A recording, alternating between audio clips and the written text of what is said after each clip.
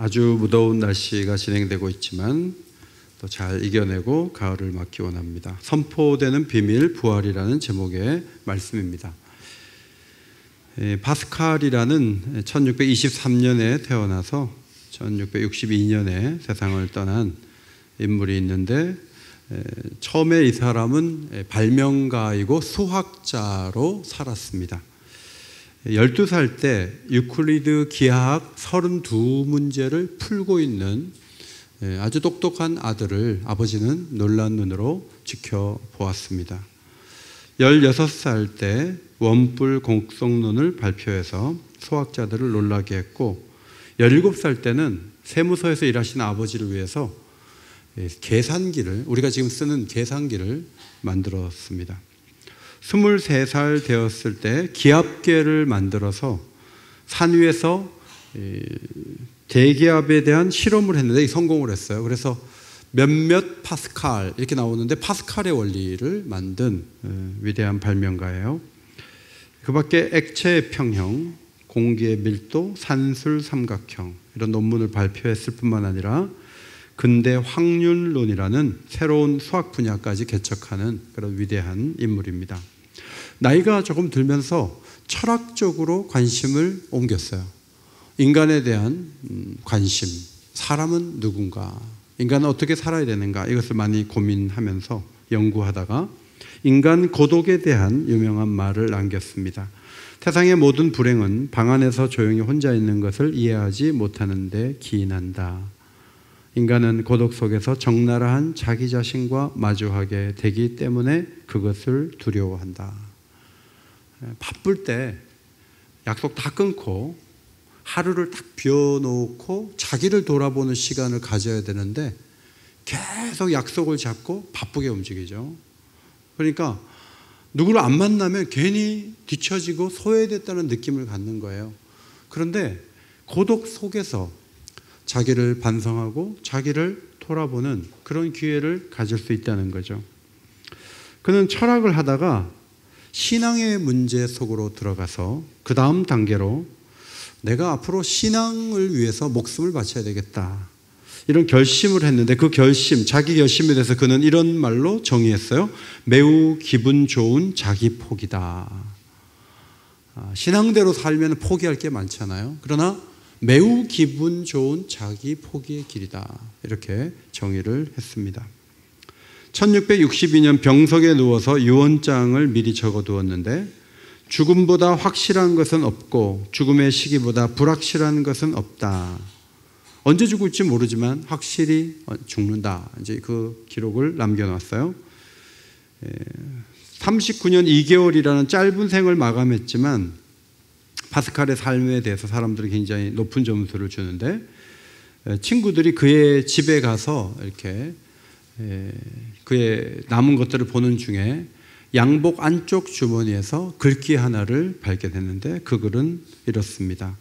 불확실성, 느낌, 기쁨, 평화, 하나님만을 제외하고는 세계와 모든 사물들을 잊어버려라. 철학자와 학자가 아닌 아브라함의 신, 야곱의 신, 이삭의 신만을 바라봐야 한다. 이제 그런 글을 남긴 거죠. 많은 원고들이 쌓여 있어서 돌아가신 지 8년 만에 책을 그걸 수집을 해서 조카가 서문을 쓰고 책을 냈는데, 안 믿는 사람들도 굉장히 점수를 많이 주고 감동을 받는 팡세라는 책이 나오게 되었습니다. 여러분, 수학자로 평생 계속 수학 문제만 풀고 간다면 좀 허무하지 않습니까?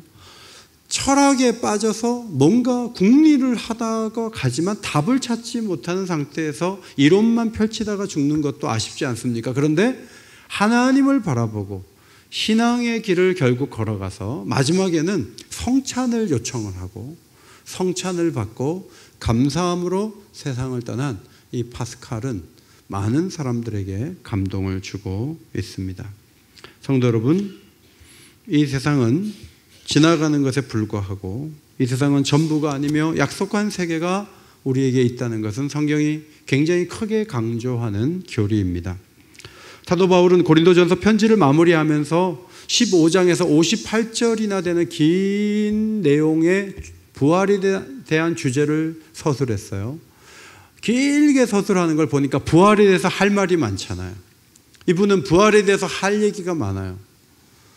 이분이 지치지 않고 평생을 목숨을 걸고 하나님을 그렇게 사랑하면서 선교하고 몸을 바쳐서 교회들을 위해 기도하고 그렇게 끈질기게 움직였던 힘이 어디서 오는가 하면 부활에 대한 확신, 부활에 대한 분명한 입장, 하나님 약속에 대한 신뢰, 자, 그것이 있기 때문에 이분이 그런 삶을 살았구나, 우리가 그걸 깨달을 수 있고, 또 한 가지는 고린도전서에 수만 가지 교회의 문제들 있죠. 막 분열되죠. 막 음행하는 사람이 있는데 처리도 안 하고 교회가 방치하죠.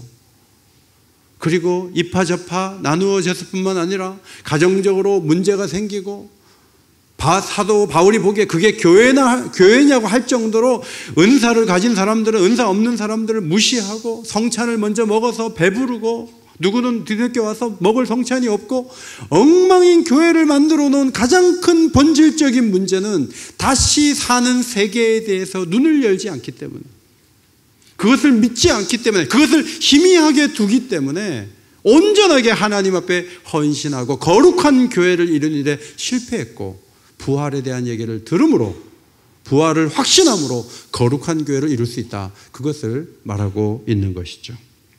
모세가 이끌었던 광야 교회는 애굽에서 급히 나왔어요. 그리고 늘 기적의 양식을 먹고 하나님께서 구름 기둥 불 기둥으로 이끌어 주셔서 정말 기적적으로 살아가요. 그런데 이 광야 교회는 기적을 많이 경험했음에도 불구하고 광야 교회는 힘이 없어요.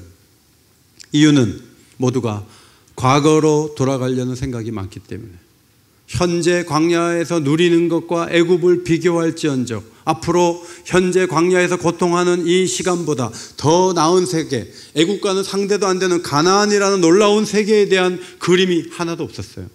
그것은 얘기도 안 해요. 사람들이 모여갖고 애굽 얘기만 해요. 그러니까 이 광야 공동체는 결국 하나님의 진노를 사죠. 한 장관을 세우고 애굽으로 돌아가자, 이렇게 나오니까 하나님께서 이렇게 선고하시죠. 너희 중에서 20세 이상으로서 계수된 자, 곧 나를 원망한 자 전부가, 두 사람 빼고 다 이 광야에서 죽어야 된다. 2명만 살린다. 자, 하나님은 이 말씀을 실언으로 하지 않고 정말로 역사 가운데 이루셨는데 왜 이런 선고를 받았는가 하면, 광야에서 가나안에 대한 얘기를 한 적이 없어요. 늘 애굽 얘기를 했다고요. 늘 과거가 좋았다는 거예요. 과거가 좋다, 과거 얘기 자꾸 하는 거예요. 그러니까 하나님께서 미래를 바라보지 않고 믿음이 없다면 내가 준비한 땅에 들어갈 수 없다, 하나님은 그렇게 선언을 했던 것이죠. 지금도 마찬가지예요. 고린도 교회도 마찬가지예요. 부활에 대한 확신이 없어요. 예수님이 부활하신 것을 어느 정도 믿는다 할지라도 내가 부활할 것을 믿지 않는다면 그 신앙인은 이 땅에서, 특별히 교회 안에서 즐거움을 찾아요. 교회 안에 어떤 권세를 잡아가지고 자기 힘으로 자기가 원하는 교회를 만들려고 막 움직여요. 그렇게 움직일수록 부활에 대한 확신이 없이 움직이기 때문에, 부활이 있으니까 절제하라고 한 부분에서 절제하지 않고 내 마음대로 움직이다 보면 교회를 굉장히 이상한 형태로 만들기가 쉬운 거예요. 고린도 교회가 그 문제를 안고 있었어요. 성도 여러분, 오늘 제가 설교 노트에 빈칸을 좀 만들어 놨는데, 앞에 있는 말씀, 오늘 본문이 있기 전에 말씀이 쭉 요약이 되어 있는데 빈칸이 좀 있어요. 자, 부활이 없다면, 두 번째 줄, 그리스도의 부활이 없다면 전도하는 거 헛된 거죠. 선교사님들 갈 필요 없죠. 우리 믿음도 헛된 것이고, 뭐가 그대로 있냐면 죄도 그대로 있다. 죄가 그대로 있어요. 죄가 없어지지 않아요. 예수님이 부활하셨기 때문에 죄가, 문제가 해결됐다는 거예요. 그리스도의 부활은 첫 열매예요. 그러면 우리는 그 다음 열매가 반드시 되어서 부활체를 얻게 될 것이다. 부활이 없다면 세례를 받는 것도 헛되고, 주를 위해 헌신하는 것도 헛되고, 윤리적으로 사는 것도 헛된 거예요. 부활이 없으면 이 땅에서 마음대로 살면 돼. 본능이 가는 대로 사는 사람이 더 지혜로운 사람이에요. 그런데 부활이 있기 때문에 그러면 안 된다는 거예요. 그리고 그런 말씀을 쭉 적어 놓았어요. 오늘 본문으로 돌아와서, 보라, 너희에게 비밀을 말한다. 집사님, 이거 비밀인데 집사님만 알고 계세요. 비밀이에요. 자, 이렇게 얘기할 때 비밀은 뭐죠? 남에게 보이거나 알려서는 안 되는 일의 내용, 이게 비밀이에요. 그런데 성경은 비밀을 그렇게 쓰지 않고 이런 의미로 써요. 고린도전서 2장 7절, 은밀한 가운데 있는 하나님의 지혜. 앞에 있는 말씀 한번 읽을까요? 시작. 은밀한 가운데 있는 하나님의 지혜. 그러니까 하나님이 알려주셔서, 우리에게만 알려주셔서 우리가 깨달아서 그런 일이 있게 되겠군요, 그런 사실이 있었군요 하고 우리는 마음을 열어서 봤는데, 세상 사람들은 이성적으로 들어서 그런 일이 있을 수 없어, 과거에도 있을 수 없었고 앞으로도 있을 수 없어 라고 다 배척하는데, 우리는 아는데 그것을 하나님은 비밀이라고 말씀하시죠. 하나님 나라와 복음과 구원과 재림의 날과 경건과 믿음, 마지막 날의 몸의 변화가 다 하나님의 비밀에 해당되는 것입니다. 비밀의 내용이 51절에 나오죠. 우리가 다 잠잘 것이 아니요 마지막 나팔에 순식간에 호련히 다 변화되리니. 밤에 잘 때 이렇게 눈을 감고 자잖아요. 그럼 막 우리가 웁니까? 너 혹시 눈 못 뜨면 어떡하냐, 너 잘 자라. 그러면서 옆방에 가는 아들 보고 막 울고 그러죠? 그렇지 않죠. 잠자면 이제 깨죠. 마찬가지예요. 장례를 지내도 하나님께서 깨우시고 일으키신단 말이에요. 그래서 죽은 게 아니고 잔다라는 표현을 성경은 쓰는 거예요. 언제 그러면 그 잠자던 사람들이 일어나냐 하면, 마지막 나팔 소리가 울릴 때 예수님이 오시고 순식간에 다 변화된다 하는 거예요. 축구 경기는 휘슬 소리와 함께 끝나죠. 세상의 역사는 나팔 소리와 함께 끝이 나는 거예요. 그때 우리 모두가 변화되어서, 호련히 변화되어서 새로운 몸을 입을 것이라고 성경은 말씀합니다. 순식간에 변화된다. 그러니까 저쪽에서 변화가 되기 시작해서 미국에 있는 그리스도인들이 죽은 사람이 막 일어났대, 그런 얘기가 뉴스를 타고 오는 바람에 뒤늦게 한국에 있는 많은 불신자들이 교회에 와서 그 텔레비 보고 뉴스 보고 교회 등록하는 그런 일은 없다는 거예요. 미국과 한국과 러시아와 유럽에서 동시에 죽은 자들이 일어나고 변화가 된다는 말이죠. 자, 이것은 두 가지를 말해요. 하나는 하나님의 능력을 보여주는 것이고, 또 하나는 하나님의 단호하심을 보여줘요. 방주가 딱 문이 닫히면요, 그 다음에는 두드려도 소용이 없어요. 비가 오기 시작하면 끝이에요. 나팔 소리가 나면 더 이상 복음을 전할 수도 없고 들을 수도 없어요. 그 전까지만 허락된 것이다 하는 거죠. 근데 갑자기 나팔이 소리가 들리는 게 아니고 징조가 있다. 예수님 말씀하셨어요. 마태복음 24장에. 어떤 징조가 있나요? 마태복음 24장 7절 8절 앞에 보시고 같이 읽습니다. 시작. 그때 민족이 민족을, 나라가 나라를 대적하여 일어나겠고 곳곳에 기근과 지진이 있으리니 이 모든 것은 재난의 시작이라 그랬어요. 많은 재난이 앞으로 있을 때인데, 특별히 나라들이 많이 분쟁하고 싸우게 된다는 거예요. 지난 주간에도 일본이 리스트에서 우리를 한 단계 아래로 강등해서 우리도 똑같이 갚아주겠다. 그런 결정이 있는 전날, 한 주 전에 의원들이 찾아가서 냉대를 당했다. 그런 뉴스를 우리가 봤어요. 외교를 하루 전에 하는 거 아니죠. 미리미리 외교를 잘해야 되는데 우리는 외교를 잘해야지, 이제 그런 마음도 들지만, 한편으로는 이런 분쟁, 나라 간의 분쟁이 점점 더 심해질 거예요. 기근도 점점 더 강해지고, 지진도 더 많은 곳에서 일어나고, 쓰나미도 더 많은 곳에서 피해를 입고, 이런 일들이 있을 때마다 여러분, 이걸 막아야 된다고 생각하지 마세요. 이거 막을 수 없어요. 주님이 가까이 오신다는 것을 징조로 받아들이는 깨어있는 성도들이 되시기를 바랍니다. 이것이 성경의 경고예요. 그래서 여기저기서 소식이 들릴 때 예수님 오시겠구나, 깨어있어야 되겠다, 딱 준비하고 그 마음을 가져야지 막 손가락질만 하면 안 된다는 거예요. 마태복음 24장 9절, 그때 많은 사람이 실족하게 되고 서로 잡아주고 서로 미워하겠으며 거짓 선지자가 많이 일어나 많은 사람을 미혹하겠으며 불법이 성함으로 많은 사람의 사랑이 식어지리라. 그러나 끝까지 견디는 자는 구원을 얻으리라. 많은 사람이 미움이 일어나고요. 막 거짓 선지자도 많아지고 불법이 성해진단 말이죠. 교회도 등록하면 너무 좋잖아요. 그런데 신천지가 요새 있잖아요. 신천지가. 그러니까 참 사람을 안심하고 바라보고 수용하고 그래야 되는데 막 서로 막 의심하는 그런 관계로 가도록 죄가, 악이 점점 세상을 냉랭하게 만드는데, 그렇다 그래서 뭐 이런 세상이 있나 다 하던 일 내려놓자 그러지 말고 끝까지 견디는 자는 구원을 얻으리라. 따라합시다. 끝까지 견디는 자는 구원을 얻으리라.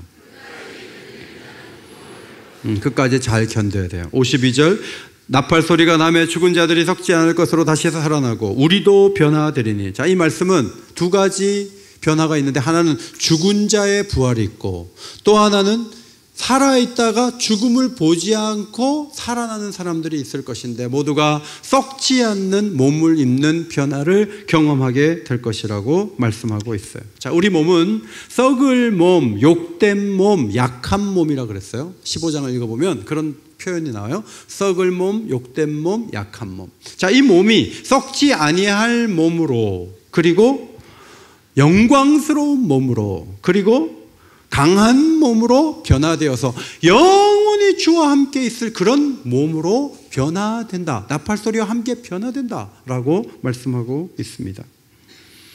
인류는 한 번도 죽음에서 자유로웠던 때가 없었어요. 역사의 길이만큼 죽음은 절대적이고 강력하고 보편적이에요. 그 누구도 죽음의 그늘에서, 그 아래에서 신음하지 않은 사람이 없어요. 그런데 예수님이 오셔서 우리 대신 십자가에서 죽으시고 3일 만에 부활하심으로 형벌로서 오는 죽음의 그 권세를 깨버리시고 우리의 죽음을 잠자는 것으로 바꾸어 놓으시고, 다시 오셔서 나팔 소리가 울려질 때, 천사들이 우리를 모을 때 우리 몸이 일시에 다 변화될 수 있는 길을 열어놓으신 것은 예수님이 우리에게 주신 놀라운 축복인데, 이 놀라운 은혜는 바울이 자기 논리로 얘기하는 것이 아니라 구약 성경 두 곳에서 이 말씀을 인용한 것을 그대로 쓰고 있습니다. 54절, 사망을 삼키고 이기리라. 다 같이 사망을 삼키고 이기리라. 우리가 변화되는 날 사망이 삼켜지고 사망을 이기는 그런 날이 열린다는 거예요. 그 말씀이 이루어진다는 거예요. 그 말씀이 어디 있는가? 이사야서 25장 8절에 있어요. 사망을 영원히 멸하실 것이라. 사망이 없어요. 장례가 없어요. 죽는 게 없어요. 영원히 없는 그런 세계에 우리가 들어간다고 이사야 선지자를 통해서 이미 말씀하시고, 우리는 저 전국에서 얼굴에서 흐르는 모든 눈물을 씻기시는 그 위로의 손길을 경험하고, 상처 때문에 누리는 것도 못 누리고 웅크려 있는 그런 모습이 아니라 하나님의 충만한 위로를 받고 영원한 위로와 사랑 속에 살 수 있는 그 세계가 열려지는데, 그 말씀을 이루는 날이 온다고 바울이 인용하고 있어요. 두 번째는 55절이에요. 사망아 너의 승리가 어디 있느냐. 시작. 사망아 너의 승리가 어디 있느냐. 자, 이 말씀도 호세아서와 관련이 있어요. 호세아서 말씀을 보면 사망아 내 재앙이 어디 있느냐. 여러분, 사망은 많은 재앙을 가지고 와요. 근데 사망을 딱 꺾어가지고 사망을 없애니까 사망이 큰 소리 치던 그런 모든 일들은 다 사라진다는 거예요. 그 놀라운 일을 호세아 선지자를 통해서 예언해 주셨어요. 여로보암 2세 말년에 북왕국 이스라엘의 정치적 평안과 물질적 부요함이 넘쳤어요. 그래서 사람들은 도덕적으로 무너지고 영적으로 피폐해지다가 나라가 결국 무너졌는데, 북왕국의 마지막 5왕 중에 4명이 암살을 당해요. 임기 안에 자기가 충분히 할 수 있는 기간을 채우지 못하고 죽어요. 그리고 결국은 아수르에 무너지는 거예요. 그렇게 되기 전에 호세아 선지자 같은 선지자를 보내서 하나님이 끊임없이 돌아오라고 말씀하세요. 호세아의 부인 음란한 고멜을 정말 역사 가운데 보여주면서 그 고멜을 용서하는 그 선지자의 마음이 곧 하나님의 마음이라는 것을 알리면서 끊임없이 말함에도 불구하고 돌아오지 않아요. 그래서 하나님이 말씀하세요. 사자같이 기다리는 표범같이 너희를 심판할 거야. 너희들이 어려움을 당하는 것은 해산하는 여인과 같이 너희들은 어려움을 당해 라고 하나님이 말씀을 하시면서 13장 14절에서 나는 회개하는 심령, 내 백성을 위해서 어떤 선물을 갖고 있는지 알아? 준비했는지 알아? 나는 죽음도 이겨내고 죽음도 극복하는 그런 세계를 준비한 여호와다. 그 말을 13장 14절에서 하고 계세요. 그런데 그 말을 그 시대 사람들은 하나도 알아듣지 못했어요. 그런데 사도 바울이 그 말씀을 인용을 하면서 우리가 다 살아나는 날, 사망이 완전히 꺾여지고 사망에 대한 승리가 선언되는 호세아서 말씀이 성취되는 날이 될 것이라고 설명하고 있는 거예요. 56절, 사망이 쏘는 것은 죄요, 죄의 권능은 율법이라. 56절을 세 번역으로 죽음의 독침은 죄요, 죄의 권능은 율법이다, 이렇게 해석했어요. 여러분, 독침을 이렇게 딱 쏘면은 이 피부 속으로 들어가면, 침이 들어가면 독이 확 퍼져서 죽잖아요. 죄가 그런 거예요. 죄가 우리 안으로 딱 들어와서 죄를 저지르잖아요. 그러면 그 죄가 결국은 뭘 가지고 오냐면 죽음을 가지고 와요. 하나님과의 분리를 가지고 오고 우리 몸을 죽게 하는 거예요. 죄가 그렇게 하는 거예요. 그런데 천국에 가면요, 사망이 없어지면서 죄가 사라지는 거예요. 죄 짓는 게 없는 거예요. 또 하나, 율법은 이것이 죄고 이것은 죄가 아니다, 그것을 판단해 주는 게 율법이에요. 그런 것도 없어요. 누가 가짓수를 이렇게 해보니까 600가지가 넘더래요, 율법이. 근데 천국에 가서 영원히 살 수는 있는데 하나님이 법을 5,000개를 딱 가동을 시키면서 이거 하나라도 어기면 다시 쫓겨날 줄 알아? 그런 세계가 아니라 율법의 조항이 없고 죄가 없고 사망이 없고 그런 세계를 열어놓으신다 하는 거죠. 성도 여러분, 거룩하게 사는 게 참 힘들어요. 또 제가 가지고 있는 죽음의 증상, 이것들이 나이가 40이 넘으면서부터 하나씩 나타나지 않아요? 이번에 저는 좀 쉬고 병원에 가서 이제 검사를 했더니 수치가 막 올라가다가 좋아졌어요. 좋아지고 몸무게도 빠지고, 의사가 막 저를 얼마나 칭찬하는지.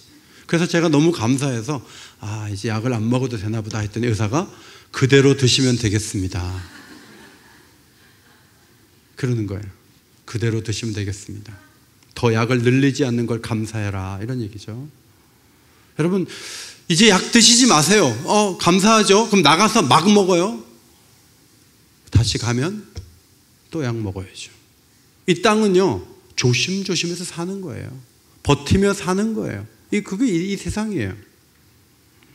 그런데 이 누름과 압력이 이 땅은 점점 강해지지만 천국에 가잖아요. 그러면 완전한 자유, 완전한 기쁨, 완전한 은혜, 완전한 밝음, 그 세계가 천국에 열려 있다는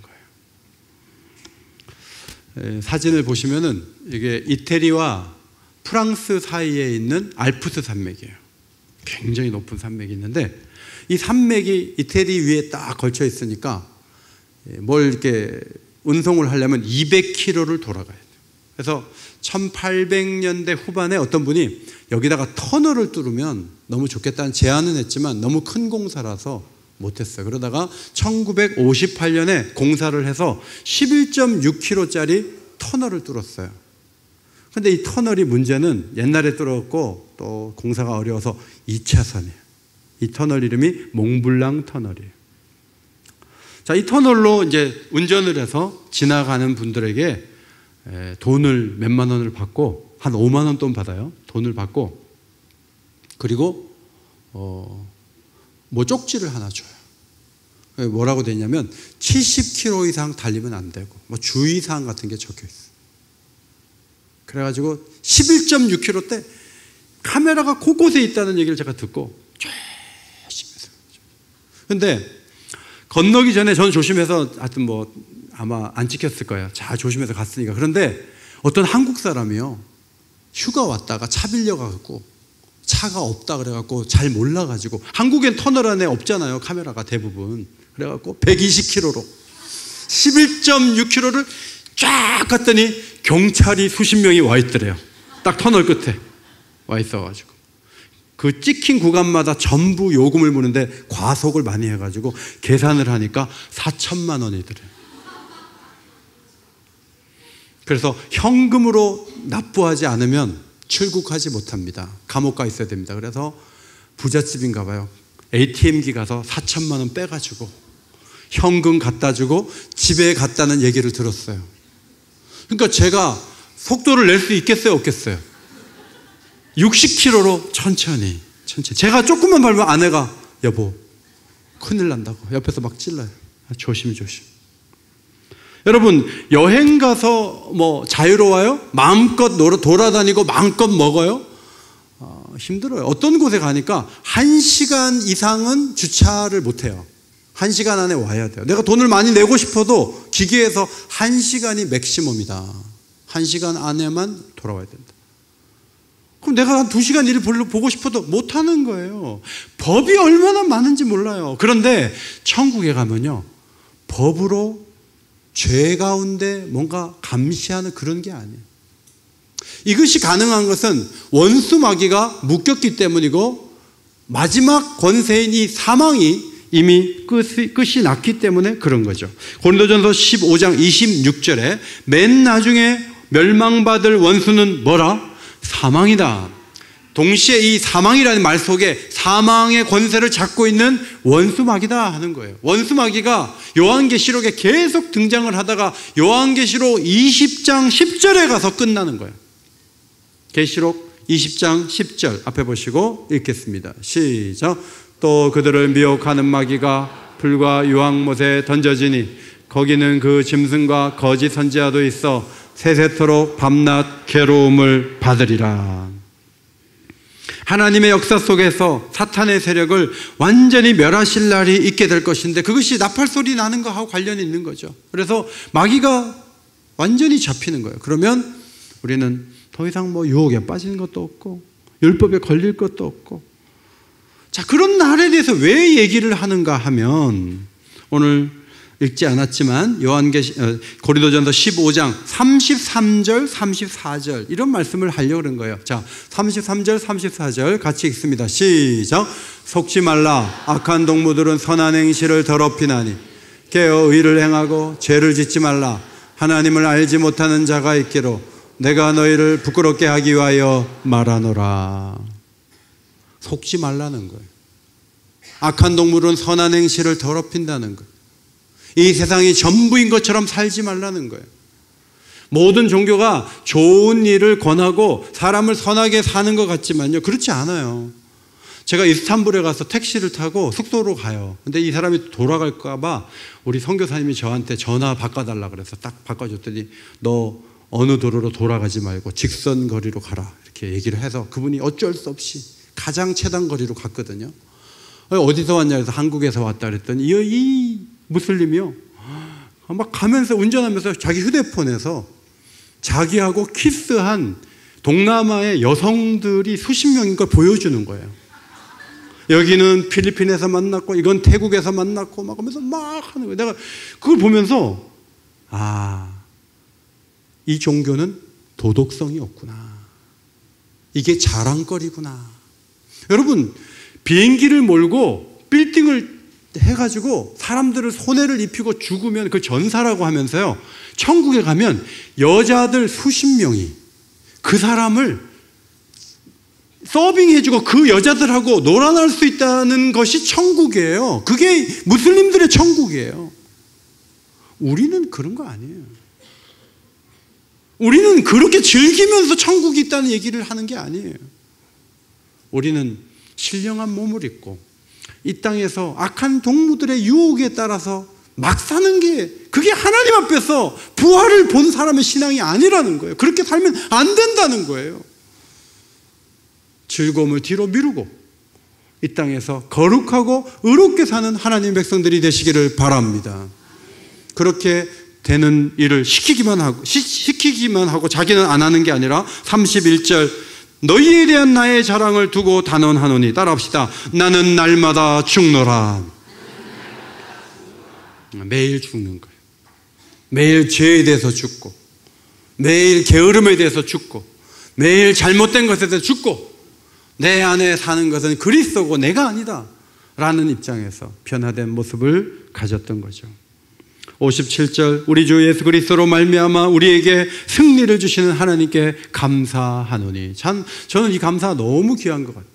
너무 귀하다는 생각이 들어요. 야, 하나님 이 사망 권세에서 승리를 주시는 하나님께 감사하는 이 사도 바울의 위대한 그 표현, 그 문장을 여러분 읽으면서 얼마나 감동을 받아요. 너무 귀하잖아요.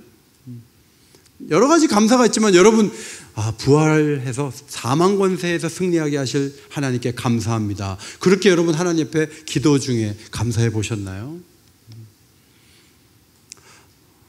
지난 주간에 버스를 탔어요. 요새 버스를 자주 타려고 했어요. 움직이려고.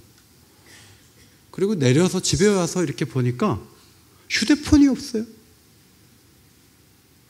제가 5G 폰을 썼거든요. 카메라가 좋아갖고 뭐 찍으려고 100만 원도 더 줬는데 쓴 지 지금 6개월도 안 됐는데 휴대폰이 없어졌어요. 집에 아무리 찾아도 없어요. 제 아내가 나가자 그래서 나갔거든요. 아내가 나가자고 안 했으면 그날 안 잃어버렸을 텐데 없어졌어요. 그거 뭐 누가 가지면 갖고 가죠. 제가 어디 가서도 그거 누가 훔쳐갈까 봐 얼마나 조심해서 결국 고국에 와서 잃어버렸어요. 그런데 이제 생각을 하는 거예요. 이게 어디 있을까? 버스 같아요. 그래서 전화를 하니까 버스를 이제 무음으로 해놓고 안 받는 거예요. 10번을 했더니 10번째 아저씨가 딱 봤더니 708번이거든요.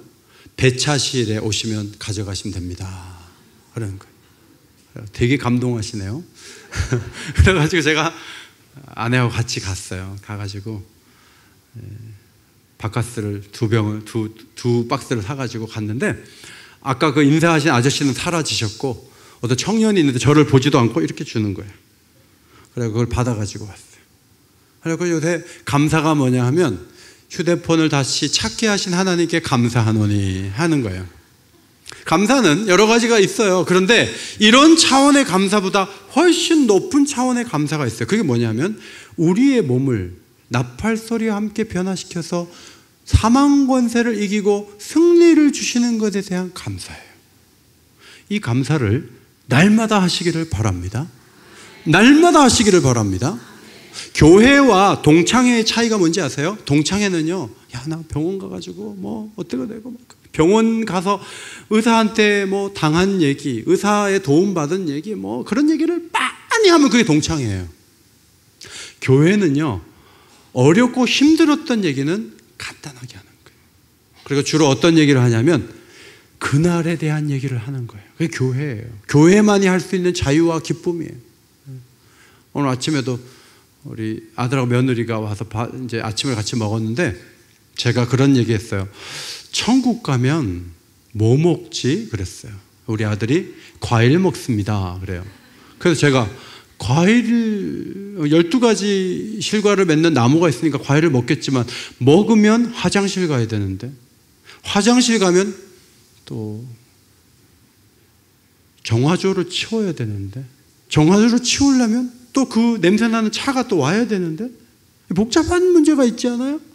근데 뭐가 어떻다라고 분명히 말은 못하지만 천국 가서 무엇을 누리고 어떻게 할까를 가족 간의 대화에서 등장해 본 적이 있냐는 거예요. 교회 모임에 하늘에 대한 얘기, 가나안 땅에 대한 얘기는 하지 않고 마치 광야 교회에 많은 사람들이 저 애굽 얘기에 젖어가지고 언젠가 돌아갈 생각만 하듯이 우리조차도 옛날 사진만 꺼내놓고 옛날 학교 다닐 때 젊었을 때 건강할 때 행복하게 여행 갔을 때 그 얘기만 하고 저 미래에 대한 얘기를 접어놓고 있다면 우리들도 고린도 교인들하고 다를 바가 없는 모습을 하고 있는 거예요. 성도 여러분, 하늘에 대한 얘기를 문을 여시기를 바랍니다. 새 몸에 대한 얘기를 하시기를 바랍니다. 그리고 몸이 좀 아플 수 있어요. 저도 뭐 이번에는 칭찬받았지만 언젠가는 어렵겠습니다. 이런 얘기 저도 언젠가 듣지 않겠어요? 들을 각오를 하고 있는 거예요. 그런데 그때 내 마음속에 하나님 주신 소망이 너무 커가지고 이제 새 몸을 입을 날이 곧 오는구나. 좋다. 부딪혀보자. 하고 하나님께 오히려 사망 권세를 이기신 그 하나님의 계획과 그분의 능력과 그분의 그 신실함을 바라보면서 감사할 수 있다면 그럼 저는 잘 산 거예요. 그런 믿음의 준비, 그런 중심이 하늘에 있는 신앙, 이 믿음을 가지고 은혜의 길을 걸어가는 하나님 백성들이 되시기를 바랍니다. 58절 말씀을 하기 위해서 길게 서술했다고 보는데, 그러므로 내 사랑하는 형제들아 견실하며 흔들리지 말고 항상 주의 일에 힘쓰는 자들이 되라. 견실하다라는 이 단어는요, 의자에 앉아 있는 걸 말하는 거예요. 이제 여러분 뭐 식당 가면은 여기 앉을까 저기 앉을까 마음을 딱 빨리 정해야 되죠. 서 있는 만큼 앉아 있을 의자들이 많이 보이는 거예요. 신앙생활 하는 것도 마찬가지예요. 예수님을 지금은 좇고 있지만 예수님께 딱 마음을 가야지 다른 생각을 하면 안 되는 거예요. 딱 고정되어 있는, 견실하며.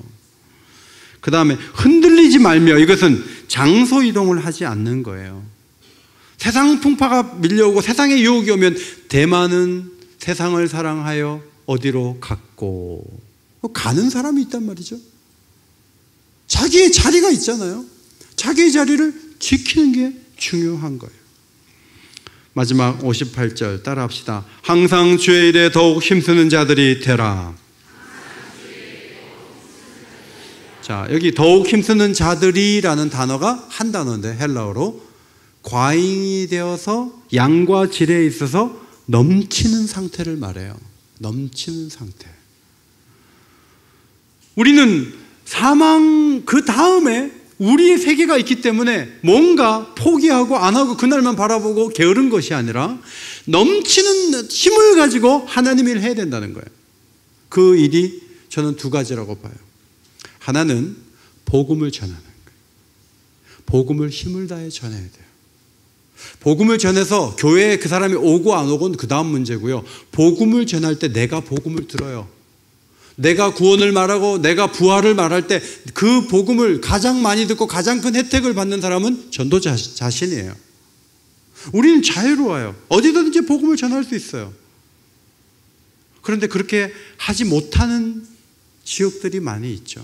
그곳에서도 복음을 전하려고 애쓰는 선교사들을 우리는 만나게 돼요. 복음을 전하는 것. 두 번째로는 예수를 닮는 거예요.